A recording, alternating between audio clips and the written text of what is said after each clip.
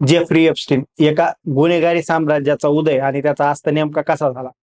Epstein files मधील काळं सत्य पाहू. आता एप्स्टीन म्हणजे काही साधा गुन्हेगार नाही, तर अख्ख्या जगाला, अमेरिकेच्या राष्ट्राध्यक्षांना आणि मोठ्या मोठ्या जगातल्या जगभरातल्या श्रीमंतांना आपल्या तालावर नाचवणारा एक असा माणूस होता, ज्याला माणूस म्हणाव का हा सुद्धा प्रश्न आहे.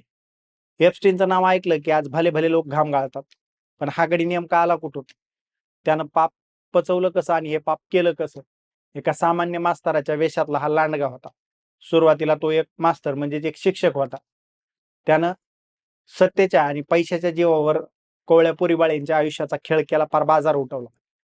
आज आपण याच एप्स्टीनच्या सुरुवातीचा प्रवास आणि त्यानं हे साम्राज्य कसं उभं केलं, त्याचे काळे कारनामे आणि आता जे काही एप्स्टीन फाईल्सच्या रूपानं बाहेर आलेलं आहे त्याचं सगळं कांड याबद्दल सविस्तर माहिती घेऊ. जेफ्री एप्स्टीनचा जन्म 1953 मध्ये न्यूयॉर्कच्या ब्रुकलिन मधल्या एका मध्यमवर्गीय कुटुंबात झाला होता. त्याचे वडील साधे बागेची देखभाल करणारे कामगार होते. आई शाळेत मदतनीस म्हणून काम करायची. जेफ्री लहानपणापासूनच लय हुशार होता. विशेषतः गणितामध्ये त्याचा हात धरणारा कोणी नव्हता. गणितातली त्याची बुद्धिमत्ता खूप कुशल होती. त्यानं आपली शाळा 2 वर्ष आधीच पूर्ण केली आणि वयाच्या 16व्या वर्षी तो कॉलेजला गेला. 16व्या वर्षी कॉलेजला जाऊन पण त्यानं कधीच पदवी पूर्ण केली नाही किंवा डिग्रीचं शिक्षण पूर्ण घेतलं नाही. तरीही 1974 मध्ये त्याने न्यूयॉर्कच्या सगळ्यात श्रीमंत लोकांच्या मुलांच्या शाळेमध्ये डॉल्टन स्कूलमध्ये गणिताचा शिक्षक म्हणजेच मास्तर म्हणून नोकरी मिळवली. आता डॉल्टन शाळेमध्ये म्हणजे त्या स्कूलमध्ये शिकवणारा हा मास्तर काही साधा नव्हता. त्याच्याकडे डिग्री नव्हती, पण बोलण्याचा तडाखा, बोलण्यामध्ये हुशार.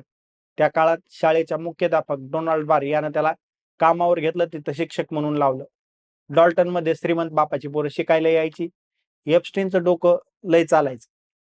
त्याचं डोकं इतकं चालत होतं की तिथल्या पोरांना शिकवताना त्याने एक अक्कल लढवली. तिथल्या पोरांचे बाप लय श्रीमंत होते आणि त्यांच्याशी मैत्री वाढवायला त्यानं सुरुवात केली. तिथंच त्याची गाठ पडली एका ॲलन ग्रीनबर्ग नावाच्या व्यक्तीशी, जो त्यावेळेच्या बिअरस्टन या मोठ्या इन्व्हेस्टमेंट बँकेचा मालक होता. ग्रीनबर्गचा मुलगा एप्स्टीनकडे शिकत होता. आता एप्स्टीननं गणितातल्या आपल्या कौशल्यानं ग्रीनबर्गला असं काही भुलवलं, असं काही जाळं टाकलं की 1976 मध्ये शाळेतून त्याला हाकलून दिल्यावर, त्याच्या खराब कामगिरीमुळे त्याला काढलं होतं, तरी देखील एप्स्टीनला थेट वॉल स्ट्रीटवर त्यानं नोकरी मिळवून दिली. आता वॉल स्ट्रीटवर आल्यावर एप्स्टीननं काही मागं वळून बघितलं नाही. तो फक्त पैसा कमवत राहिला. तो फक्त पैसाच कमवत नव्हता, तर श्रीमंतांचे पैसे काळे कसे करायचे, पांढरे कसे करायचे आणि टॅक्स कसा वाचवायचा याचे सगळे मार्ग सांगत होता. त्यानं लय लवकर प्रगती केली. 1980 मध्ये तो बेअरस्टनचा भागीदार झाला, पण 1981 मध्ये एका नियमाचं उल्लंघन केल्यामुळे त्याला तिथून देखील बाहेर पडावं लागलं. मग त्यानं स्वतःची कंपनी काढली